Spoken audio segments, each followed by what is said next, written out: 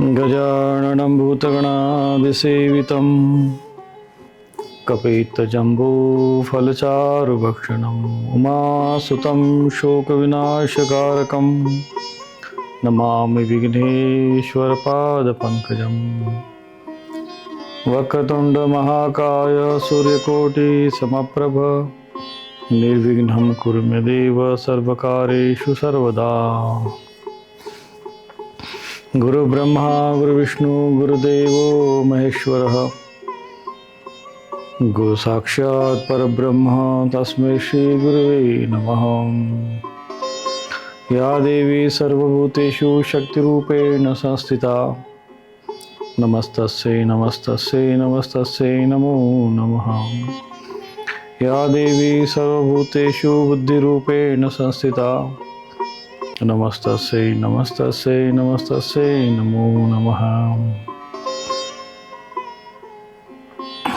वन्दे देवं उमापतिं सुरगुरुं वन्दे जगत्कारणं वन्दे पन्नगभूषणं मृगधरं वन्दे पशूनां पतिं वन्दे सूर्यशशाङ्कवन्निनयनं वन्दे मुकुन्दप्रियं वन्दे भक्तजनाश्रयं च वरदं वन्दे शिवं शङ्करम्।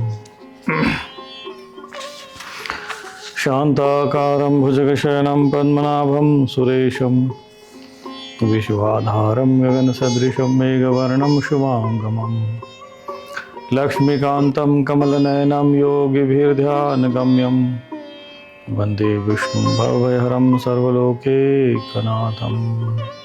कृष्णाय वासुदेवाय हरे परमात्मने प्रणतक्लेशनाशाय गोविन्दाय नमो नमः। ओम नमो भगवते वासुदेवाय। ओम नमो भगवते वासुदेवाय। ओम नमो भगवते वासुदेवाय। ओम नमो भगवते वासुदेवाय। नारायण नारायण नारायण।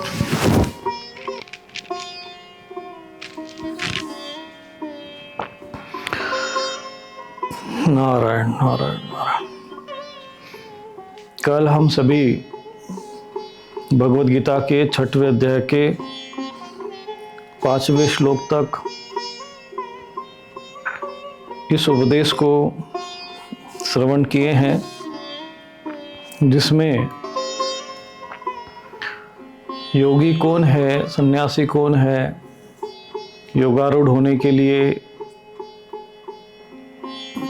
क्या करना चाहिए और योगारूढ़ यदि हो गए तो क्या करना चाहिए, और योगारूढ़ किसे कहते हैं, ये इसमें वर्णन आया है।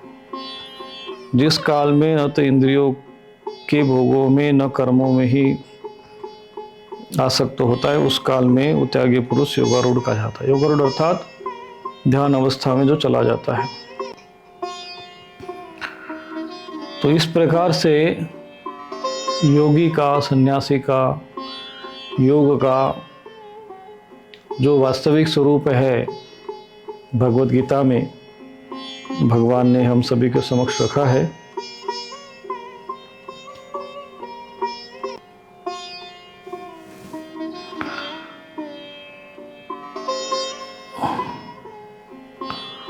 और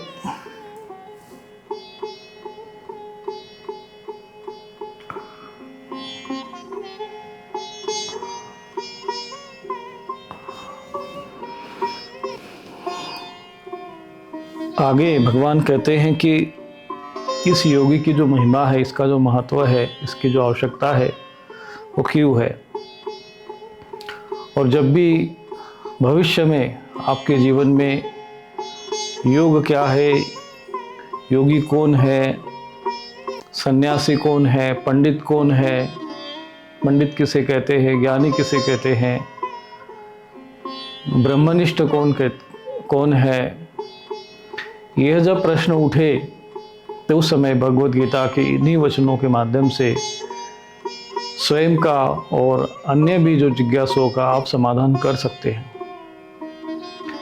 केवल बाह्य वस्त्रों को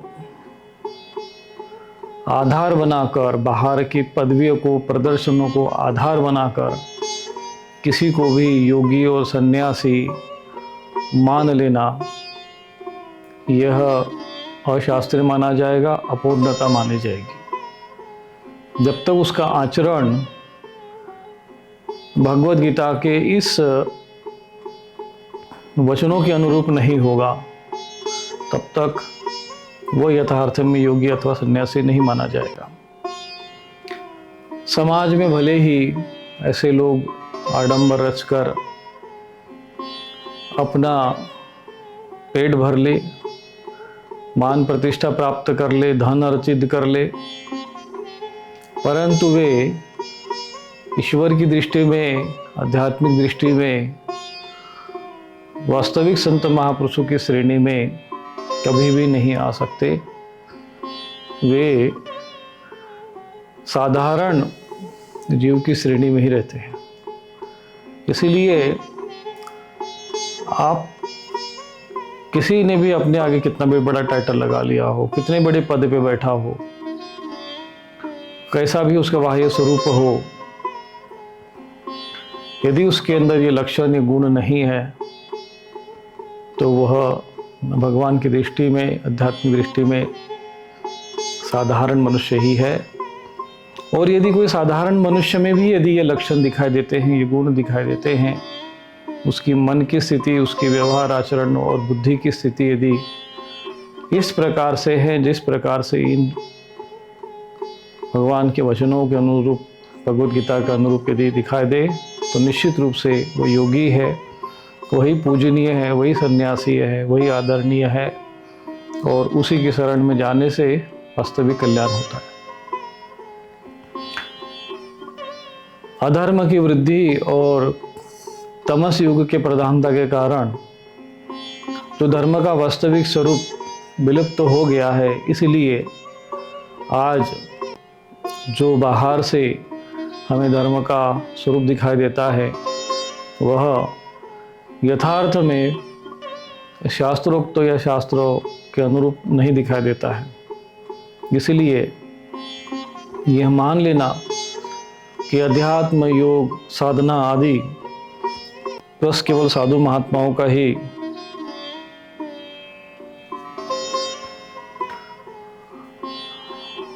एक कर्म या धर्म है, तो ये अपूर्णता मानी जाएगी। इसलिए एक बात सदैव ध्यान रखना है कि जब भी आप भगवत गीता पढ़ो या इस प्रकार के वचनों को आप सुनो, तो ये किसी महात्मा के लिए, किसी योगी के लिए, किसी साधु महात्मा के लिए नहीं, अपितु स्वयं के लिए ही है, अपने लिए ही है। इस भाव से इसको सुनना, इसका अध्ययन करना, इसका मनन करना। भगवान कहते हैं आगे, उद्धरेत आत्मानम आत्मानम अवसादयेत आत्मेव हि आत्मना बंधु आत्मेव रिपुरात्मनः।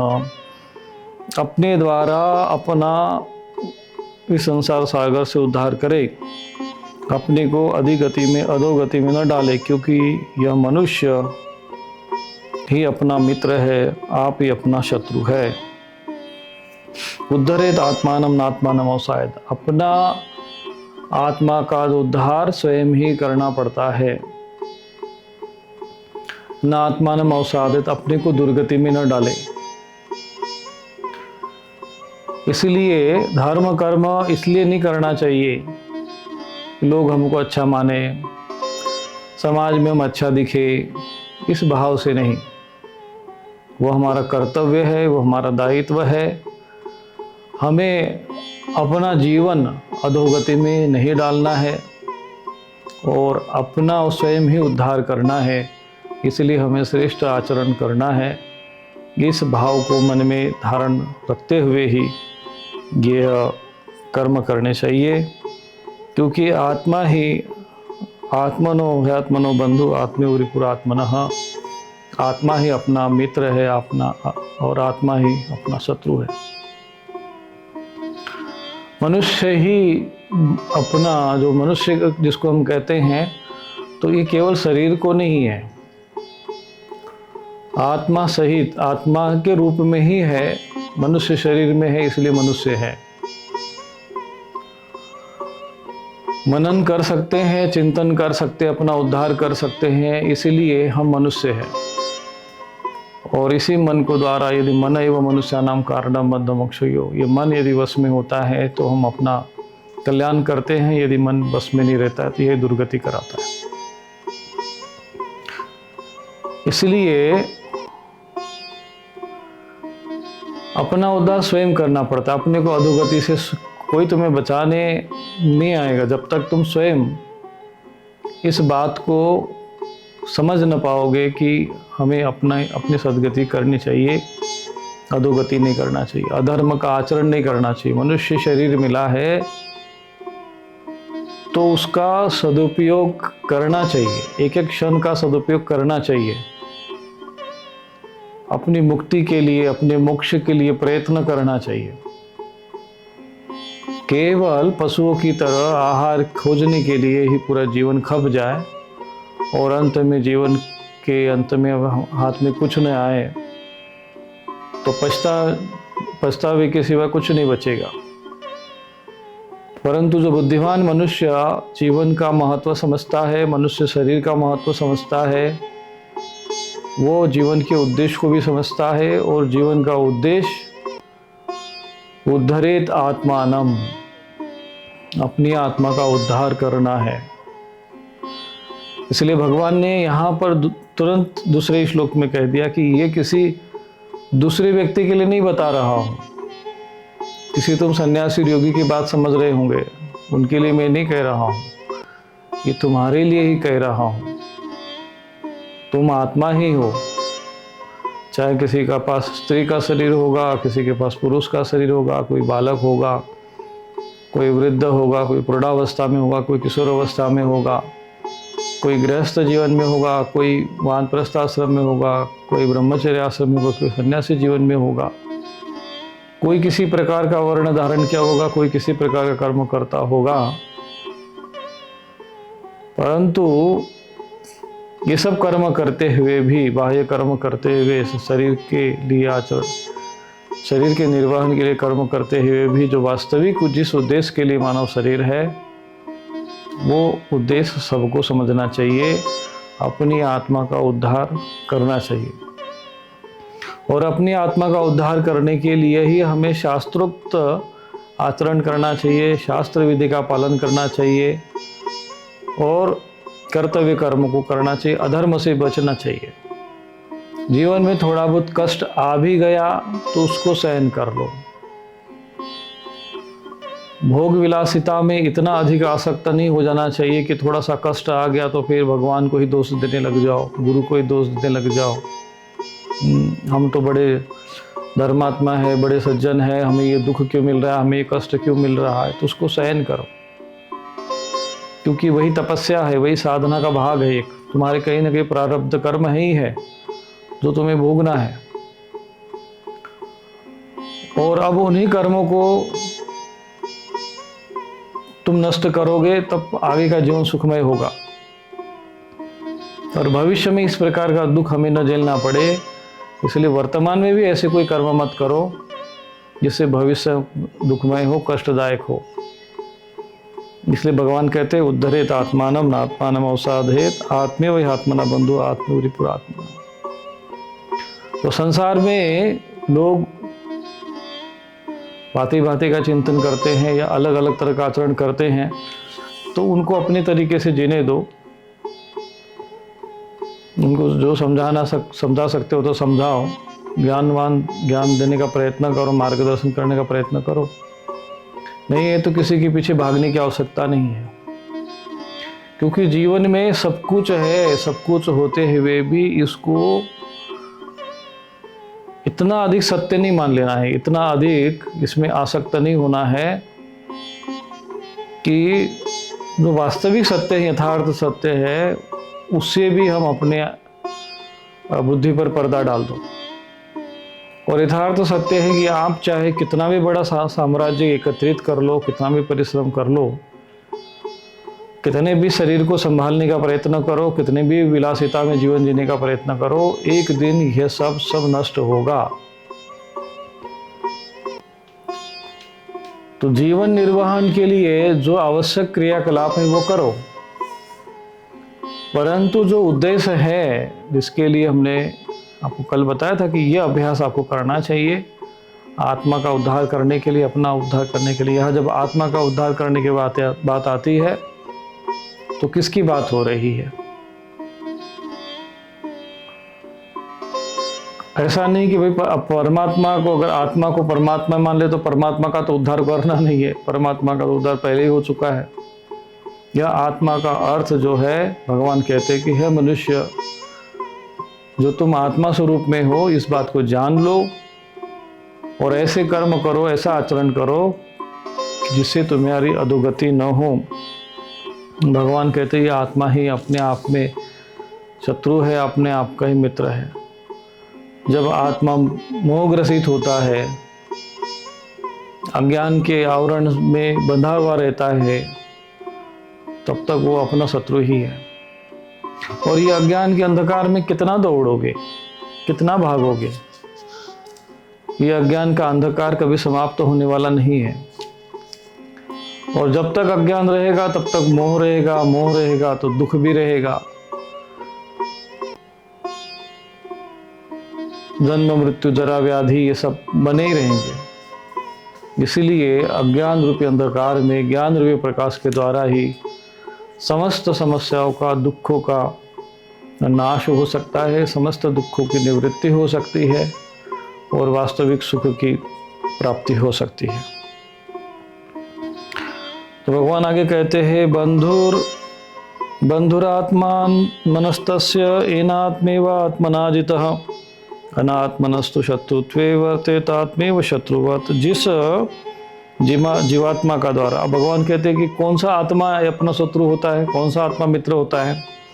तो भगवान कहते हैं कि जिस जीवात्मा के द्वारा, आत्मा ने जिस आत्मा के द्वारा मन इंद्रियों सहित शरीर जीता हुआ है, उस जीवात्मा का तो आप मित्र है। अर्थात जो आत्मा, हम सभी आत्मा ही है, तो जो इंद्रिया मन और सहित जिसने जीत लिया, जिसने मन को जीत लिया, मन को वश में कर ले, इंद्रिया तो फिर अपने आप ही वश में आ जाएगी, वो तो अपना मित्र है। और जिसने अपनी इंद्रियों को खुला छोड़ दिया है कि बोलो चलो भाई भोग विलासिता में जाओ, जीवन भर भोगते रहो, अध्यात्म साधना उपासना उससे कुछ ना, अरे ये सब जीवन मिला मौज मस्ती कर लेते हैं ना, बस बाद में पता नहीं क्या होगा। तो ये ऐसे ही है, पशु की तरह बस पैदा होते, पशु की तरह जीते, पशु, और अगले जन्म में भी पशु। फिर भगवान भी सब, वो प्रकृति भी समझती है कि भैया ये पशु बनने के लायक ही है, इसको मनुष्य शरीर भी नहीं देना चाहिए, पशु भी बन के फिर भटकता रहता है ऐसा जीव। तो जीवों की गति ऐसी ही है। तो इसीलिए ये व्यवस्था बनाई कि भाई अपना उद्धार आप करो।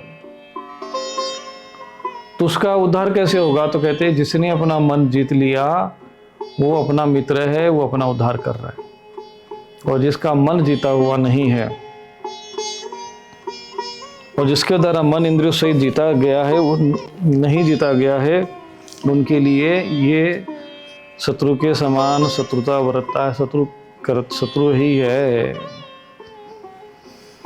इसीलिए तुम्हारे शत्रु जो है तुम्हारा मन, इसलिए कहते मन एवं मनुष्यानां कारणम बंध मोक्ष। तुम्हारा मन ही तुम्हारा मित्र है। अगर मन को जीत लोगे तो मित्र है, मन के वश में तुम चले गए तो वो तुम्हारा स्वयं के शत्रु, क्योंकि तुम्हें तो वो गर्त में ले जाएगा। अधिकांश मन की जो गति है वो बहिर्मुखी होती है, क्योंकि वो इंद्रियों के सानिध्य में रहता है, इंद्रियों के संपर्क में रहता है। और इंद्रिया बहिर्मुख रहती है, जैसे आँख नाक कान है, वो सब बाहर ही देखती है, अंतर्मुखी नहीं होती। इसलिए मन को वश में करना पड़ता है। मन के वश में नहीं किया तो इंद्रिया तो वो इंद्रिया तो बहिर्मुखी है, तो मन इंद्रियों के साथ मिलकर बाहर ही घूमता रहता है। तो उसको अंतर्मुखी करना चाहिए। बुद्धि रूपी सारथी से उसको नियंत्रित लगाम उसकी खींच लेनी चाहिए। मन जैसे इंद्रिया घोड़ा है तो मन लगाम है, बुद्धि को सारथी बना लो और आत्मा रथी है और रथ शरीर है। इस भाव से इसी को एक जैसे पुरुष सूक्त में विराट पुरुष की कल्पना की गई, ये भी एक कल्पना है। कथिता विकल्पयन, कुछ लोग कहते हैं विराट पुरुष से सब कुछ उत्पन्न, विराट से पुरुष से कुछ उत्पन्न नहीं हुआ है। विराट पुरुष की कल्पना की गई है और कल्पना में किसको एक अलग अलग भाव बनाती है, जैसे हम लोग मन को लगाम कर रहे हैं ऐसे। तो इस प्रकार से जब ये मन वश में होता है तो फिर ये हम अपने मित्र है। नहीं हम तो विलासिता मस्ताना मजे ले रहे हैं, आनंद ले रहे हैं, हम तो बड़ा आनंद में सुख में, वो केवल भ्रम है सुख का, क्षणिक है। कब तक? वृद्धावस्था नहीं आएगी, मृत्यु नहीं आएगी। और प्रकृति का नियम है मानव शरीर कर्म करने के लिए मिलता है, विशेष कर्म करने के लिए, मोक्ष के लिए मिलता है। देवता भी तरसते हैं, पुण्य कर्म करने के लिए, शुभ कर्म करने के लिए है। अब पुण्य कर्म करके स्वर्ग में भी चले गए तो फिर वहां से भी फिर सोचोगे अरे आगे बढ़ना है भैया, तो मनुष्य शरीर फिर मुझे चाहिए। बड़े भाग मानुष तन पावा, असुर दुर्लभ सब सुख। देवता को भी दुर्लभ माना गया है। देवता भी कहेंगे कब हमें मनुष्य शरीर मिले। भोग विलासिता का भोगते भोगते कितना वो भी थक जाते हैं। केवल आत्मा का जो सुख है अपने आप में, उसको जब तक स्थित नहीं हो जाएगा तब तक वो शांति को प्राप्त नहीं होगा। जितात्मनः प्रशान्तस्य परमात्मा समाहितः शीतोष्ण सुख दुखेषु तथा मानापमानयोः। शीतोष्ण सुख दुखेषु, सर्दी गर्मी दुख सुख दुख तथा मान और अपमान में जिसके अंतःकरण की वृत्तियां भली भांति शांत है, ऐसे जितात्मान स्वाधीन आत्मा से पुरुष के सच्चिदानंद परमात्मा में सम्यक स्थित है, अर्थात उसके ज्ञान में परमात्मा के सिवा और कुछ भी नहीं है। ऐसे ज्ञानी महापुरुष जो होते हैं, शीतोष्ण सुख दुखेषु तथा मान अपमानयोः, मान अपमान सुख दुख सर्दी गर्मी भूख प्यास, इसमें उनको ज़्यादा व्याकुलता नहीं होती है। जो आत्मा में स्थित हो जाते तो बाहर के व्यक्ति में व्याकुलता रहती है। थोड़ी सर्दी लग गई तो खूब व्याकुल हो जाएंगे, गर्मी लग गई तो खूब व्याकुल, हाय हाय हाय हाय। पर जिसने अपना मन को वश में कर लिया तो ये चीज़ें जो है उतना अधिक कष्ट और पीड़ा नहीं देती है।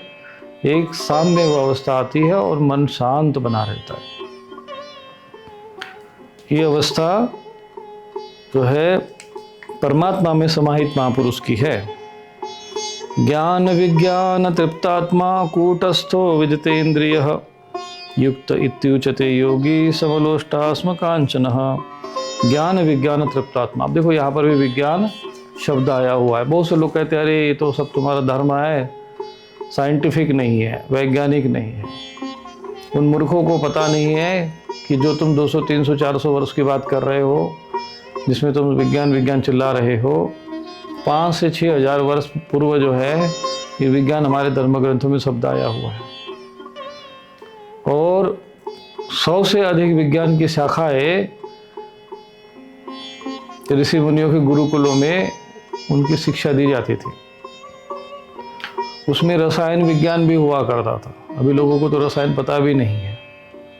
वैमानिकी विज्ञान भी हुआ करता था, यंत्र विज्ञान, मंत्र विज्ञान, कई प्रकार की वास्तु विज्ञान।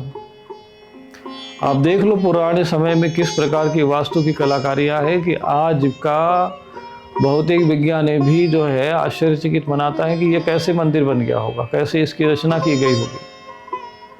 अजंता में आपने देखा होगा कि एक ही पहाड़ को इस तरह से काटा गया कि उसको मंदिर का निर्माण दिया। आप कल्पना करो, कितना भी बड़ा डिजाइनर हो, आज के समय में कितनी बड़ी मशीन लगा लो, ऐसे पहाड़ से सुंदर मंदिर बनाने का कलाकारी संभव ही नहीं है।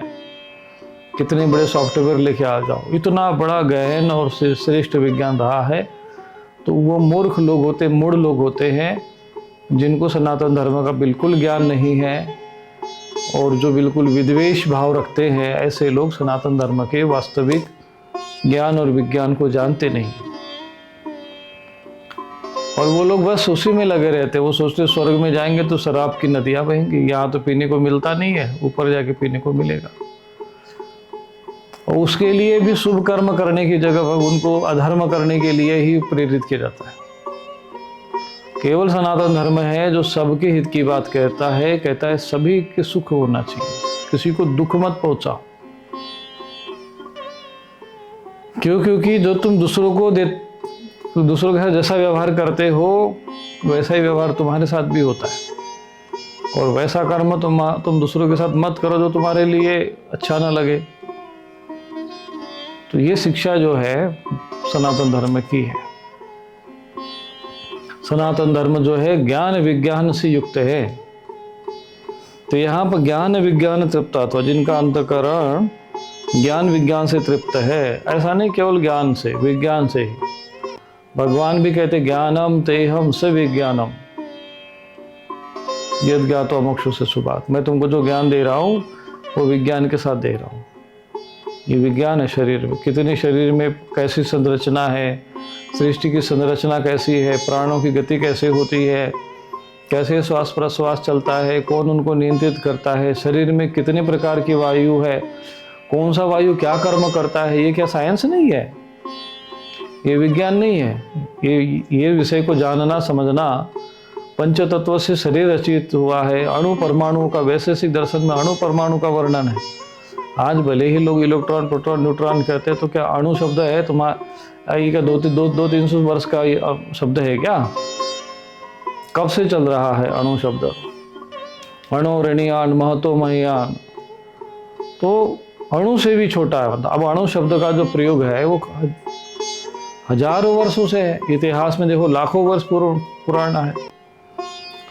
तो ये जो बंदर से उत्पन्न हुए, पता नहीं कैसे बंदर से बने, मुझे तो समझ में नहीं आया। काल्पनिक ही थे। चलो काल्पनिक रूप से वो मानते कि हम बंदरों से जन्म लिए हैं, तो ठीक है। तो ये बंदरों से जन्म लिए हुए लोगों को लगता है कि ये उन्हीं का ही ज्ञान है। तो यही से जो है ये सब सारा, चाहे वैमानिक विज्ञान, अणु विज्ञान, रसायन विज्ञान, ये सारे विज्ञान की पुस्तकें, धर्म ग्रंथ हमारे यहाँ से चले गए। और हमारे देश में सरकारें बन गई तो उनको कम से कम उन ज्ञान और विज्ञान की खोज करना चाहिए जो हमारे ऋषि मुनियों का है। तो उसको खोज न करके जो खंडहर बना के चले गए ये लोग मठ मंदिरों को, बस उनको सुरक्षित संरक्षित करने में लगे हुए हैं। उनको खोद के चेक करते रहते हैं कि भाई कितना पुराना है। अरे पुराना क्या है, तुमको इतिहास, तुम्हारे सामने वाल्मीकि रामायण है, महाभारत है, कई ग्रंथ अभी भी विद्यमान है। उन पर तुम्हें बुद्धि नहीं जाती है, उस पर कभी तुम लोग शोध नहीं करते हो। वो जो खंडहर बन के उनको अच्छे से तुमको विकसित करने की जगह उन्हीं को भूत प्रेत पिशाचों की जगह बना के बैठा के रखे। कहते इसको संरक्षित करके रखो, हम शोध करेंगे, इनका क्या करोगे, पता लगाएंगे कि कब से था। तुमको इतिहास में पता नहीं। अब इससे ज़्यादा और मुझे आश्चर्य की बात होती है कि विश्व में प्रसिद्ध, जो कहते हैं ना आश्चर्यजनक, विश्व के 7 श्रेष्ठ आश्चर्य है, उसमें अजंता जो मंदिर, अजंता जो कैलाश मंदिर है, उसको नहीं लिया गया। ये सारी पाश्चात्य लोगों ने, पाश्चात्य संस्कृति ने, ये आसुरी मानसिकता के लोग, मांसाहारी, ये जो पशु की भांति जीने वाले लोगों ने हमारे धर्म और संस्कृति के जो प्रति एक विद्वेष भाव रखा। और विद्वेष भाव से ही ये सारी चीज़ हमारे ऊपर आज भी थोपी हुई है, जिसके कारण जो है नव पीढ़ी जो है वो इन्हीं सब ज्ञान से विमुख है। तो ज्ञान और विज्ञान की बातें यहाँ पर आता है कि जिनका अंतःकरण ज्ञान विज्ञान से तृप्त है, जिनकी स्थिति विकार रहित है, जिनकी इंद्रियां भली भांति जीती हुई है और जिनके लिए मिट्टी पत्थर और सुवर्ण समान है, वह योगी भगवत प्राप्त है, ऐसे कहा जाता है। तो योगी जो है भगवत प्राप्त, कौन सा महापुरुष योगी प्राप्त है? भगवान को जिसने प्राप्त कर लिया, कैसे पता चलेगा? बहुत बड़े गद्दी पे बैठा है, पीठ पे बैठा है, तो वो योगी है, ऐसा वर्णन नहीं है भगवान ने कहा। भगवान ने कहा ज्ञान विज्ञान तृप्तात्मा कूटस्थो विजते इंद्रिय। तो जो ज्ञान विज्ञान में तृप्त है, प्रकृति में ईश्वर का जो ज्ञान है उसमें जो तृप्त हो गया, उसमें ही संतुष्ट हो गया, उसमें उसके समस्त शंकाओं का समाधान हो गया, अब संसार में उसके लिए जानने की कुछ बचा नहीं। ऐसा जो महापुरुष है जो और जिसको समत्व का भाव जिसमें आ गया है, ऐसा व्यक्ति योगी कहलाता है। सुरन मित्र युदासीन मध्यस्थ द्वेष बंधुषु साधुषु अपि च पापेषु समबुद्धिर्विशिष्यते। और फिर ऐसे लोगों में समान बुद्धि जाती है, द्वेष नहीं करते, बोलो भेद नहीं करते। कि जितने भी भेद करने वाले, द्वेष करने वाले, ऊंच नीच की भाव रखने वाले जो लोग हैं, ये लोग बहुत निम्न स्तर के लोग हैं। ये कितने भी बड़े पद पे बैठ जाए, कितने भी बड़े जगत गुरु लगा ले, अपने आगे टाइटल लगा ले, कुछ भी लगा ले, इनके अंतःकरण में यदि समबुद्धि नहीं है, समत्व का भाव नहीं है, तो इनको बहुत हे और निम्न स्थिति के मानो। क्योंकि ऐसे लोगों को शास्त्रों में, धर्म ग्रंथों में हेय माना गया है, निम्न माना गया है। ये स्वयं ही निम्न स्तर पर जीते हैं, इसलिए दूसरों के साथ भी ऐसे ही व्यवहार करते हैं। परंतु जो वास्तविक ज्ञानी होते हैं वे लोग सब में समबुद्धि रखते हैं। मित्र, सुरन मित्र, बैरी, उदासीन और मध्यस्थ, द्वेष और बंधुगणों में, धर्मात्माओं में और पापियों में भी समान भाव रखने वाला अत्यंत श्रेष्ठ है, समबुद्धि वाला। योगी युंजी सततम आत्मानं रहसि स्थितः एकाकी यत चित्तात्मा निराशीर परिग्रह। मन और इंद्रियों सहित शरीर को वश में रखने वाला, आशा रहित, संग्रह रहित योगी अकेला ही एकांत स्थान में स्थित होकर आत्मा को निरंतर परमात्मा में लगावे। योगी युंज सततम आत्मानं रहसि स्थितः एकाकी यत चित्तात्मा। एकांत भाव में, एकांत स्थान में, एकाकी का अर्थ होता है अकेले में, ये सब ध्यान करना चाहिए। अब एकांत का मतलब ये नहीं कि तुम हिमालय में चले जाओ, वहाँ पर भी तुम्हारे शरीर में ठंड लगेगी, भालू और शेर का भी डर वहाँ भी लगेगा। एकांत का अर्थ होता है कहीं पर भी जहाँ तुम एकदम शांत बैठ सको। संसार में वैसे तो कहीं एकांत नहीं होता है। हिमालय में भी जाओगे, वहाँ पर भी कोई ना कोई चिड़िया, पशु पक्षी, शेर, भालू, उसमें लोकल लोग रहते हैं, शिकारी लोग रहते हैं, सब रहता है वहाँ पे। तुम सोचोगे कि मैं आ गए एकांत। एकांत अर्थ होता है जहाँ पर मन शांत हो जाए। घर में भी आपका कोई एकांत कमरा हो, स्थान हो, तो बैठ जाना चाहिए, एकांत में स्थित होना चाहिए और थोड़ा आज्ञा चक्र में ध्यान करते हुए आत्मचिंतन करना चाहिए।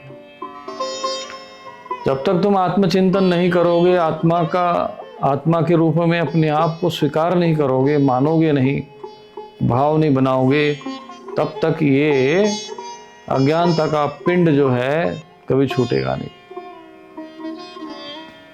और अज्ञान रूपी अंधकार में ऐसे ही जन्म जन्मांतर से भटकते रह जाओगे।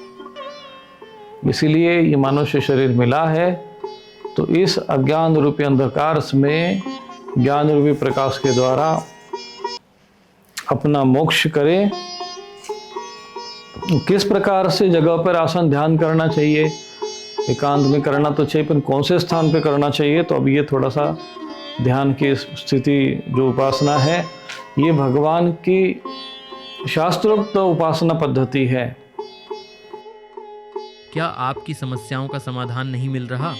स्वामी रूपेश्वरानंद आश्रम में पितृदोष निवारण, काल सर्प दोष शांति, नारायण बलि पूजन, महायज्ञ, जन्म कुंडली विश्लेषण, अभिमंत्रित रक्षा कवच तथा सिद्ध यंत्र जैसे श्री यंत्र, कुबेर यंत्र उपलब्ध हैं। साथ ही नकारात्मकता, शामक स्प्रे, मंत्र सिद्ध यज्ञ भस्म और दैवीय रक्षा कवच भी प्राप्त करें।